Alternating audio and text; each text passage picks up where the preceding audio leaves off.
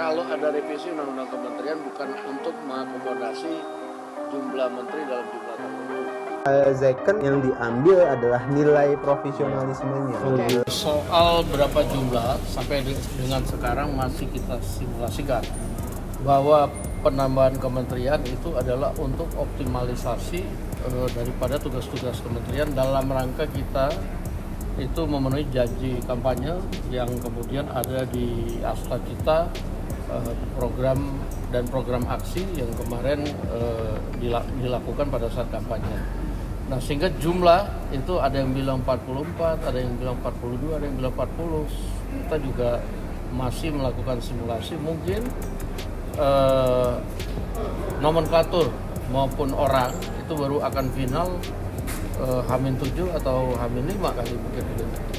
Jelang pelantikan Prabowo Gibran, kursi kementerian mulai diperebutkan.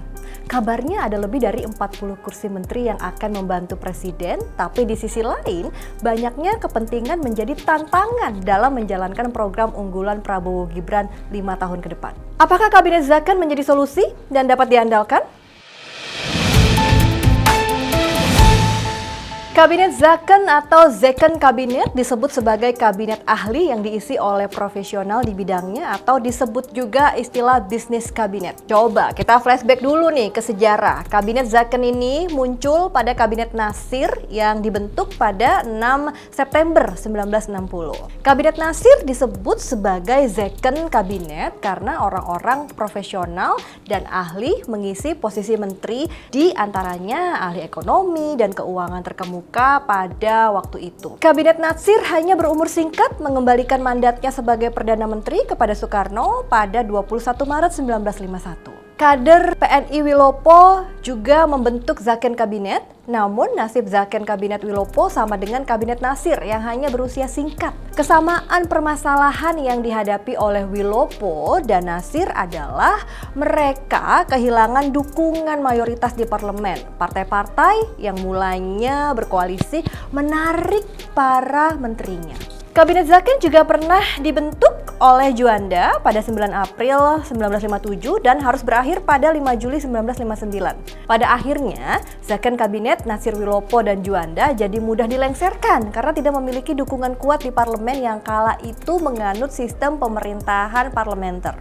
Sekarang, coba kita lihat lagi komposisi kabinet dari masa ke masa kepemimpinan Presiden Indonesia. Nah, kita lihat di sini ya. Kita mulai dari era Presiden Soekarno, Kabinet Susanto Tirto Projo dengan jumlah kementerian 10 dan selanjutnya dibentuk Kabinet Dwikora II dengan jumlah nomenklatur terbanyak dalam sejarah ketatanegaraan di Indonesia, yakni sebanyak 132 kementerian.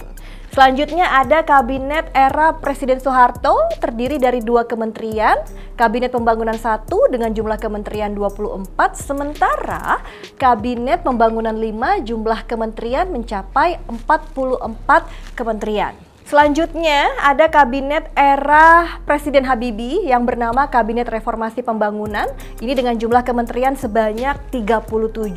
Kemudian Kabinet era Presiden Abdurrahman Wahid atau Gus Dur yaitu Kabinet Persatuan Nasional, ini berjumlah 36 kementerian. Kemudian era Presiden Megawati Soekarno Putri ini dinamakan Kabinet Gotong Royong dengan jumlah kementeriannya sebanyak 33 kementerian. Bergeser ke era Presiden Susilo Bambang Yudhoyono, Kabinet Indonesia Bersatu ini memiliki 34 pos kementerian. Sedangkan di jilid 2 dari Kabinet Indonesia Bersatu juga memiliki pos kementerian yang sama, yakni 34 kementerian. Nah, kini era Presiden Joko Widodo, Kabinet Kerja berjumlah 34 kementerian dan Kabinet Indonesia Maju berjumlah kementeriannya ini juga sebanyak 34 kementerian. Sufmi Dasko Ahmad menepis tudingan jika gemuknya nomenklatur kementerian bukan untuk mengakomodir kepentingan koalisi partai pendukung, melainkan optimalisasi tugas kementerian dalam percepatan pembangunan meski tidak menyebut berapa jumlah kementerian yang akan ditambah. Yang namanya penambahan, yang namanya pemisahan dan lain-lain belum bisa kita publikasi karena saat ini masih kita simulasikan. Nah, apabila kemudian nanti ternyata kita sudah publish, lalu kemudian mengalami perubahan, padahal kan sekarang sedang dalam proses penggodokan.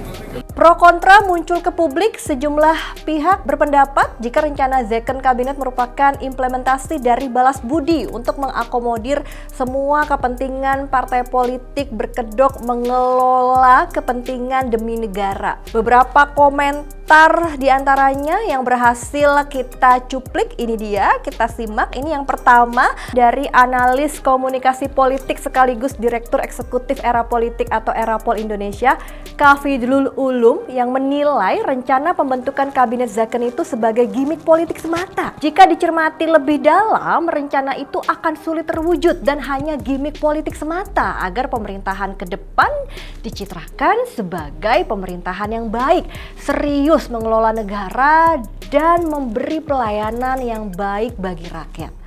Selanjutnya ada komentar juga dari pengamat politik Ujang Komarudin yang mengatakan langkah ini mencerminkan keinginan Prabowo untuk bergerak cepat dalam kepemimpinannya nanti agar janji-janji kampanye dapat segera terrealisasi. Dan ada komentar juga dari Ketua DPP Partai Persatuan Pembangunan atau PPP, Ahmad Baidowi, yang mengatakan bahwa kabinet Second yang jajaran menterinya direkrut berdasarkan keahliannya juga bisa datang dari kalangan partai politik atau parpol. Nah, seperti ini nih opininya Mas Awik. Jangan sampai dipahami bahwa Second Kabinet itu adalah menteri yang harus dari kalangan profesional atau non-partai politik, karena di parpol itu banyak orang-orang yang profesional. Pada akhirnya, Prabowo sebagai presiden selanjutnya harus memperhitungkan balas budi kepada partai-partai politik yang telah memberikan dukungan politik meski seringkali melibatkan kompromi yang dapat mempengaruhi integritas keputusan kabinet.